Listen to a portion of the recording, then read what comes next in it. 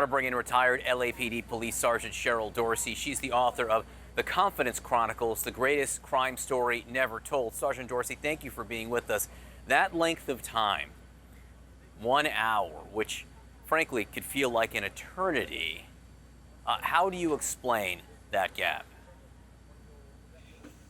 It's hard to imagine what must have been going on in the mind of the teacher and those students who were trapped in that room with the suspect. How he was able to, number one, be on campus for that long and then be sequestered in a classroom with the students is almost unfathomable. But I'm told that this is a very small police department and perhaps they didn't have the resources and obviously were relying on other agencies to come and respond and assist them in this tactical operation.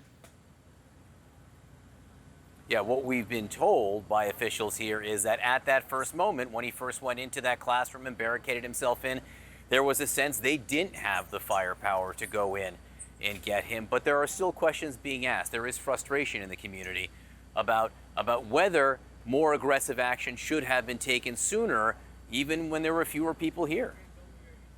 Well, listen, I mean, it's easy to point fingers and blame the police officers for not doing more, but let's look at where I think this problem really begins, and that's in the home. I mean, this person, for his 18th birthday, was able to go and purchase 2 AR-15 style rifles.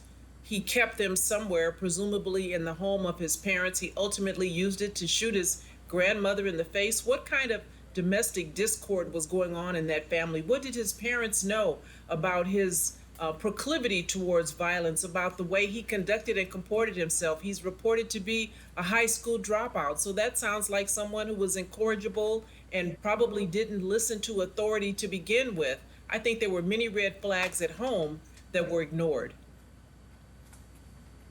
And not just at home, it does seem, because there were these text messages or Facebook messages that have been reported where he did suggest he was going to do something. This does require the recipient of these messages to say something. I mean, what is the lesson to all of us here? Well, I've heard that some of these people who were reading these text messages were in another country. And this is not the first time that I've seen reports where someone was live streaming real time behavior that was going to end up in a fatal interaction with their own family members. And so listen, social media has a role to play, but oftentimes people use pseudonyms and monikers, aliases on these websites. They don't know, you don't know who they really are. You don't know where they are. And so I don't want to hold those who were reading these messages accountable for not doing more and preventing this atrocity from occurring.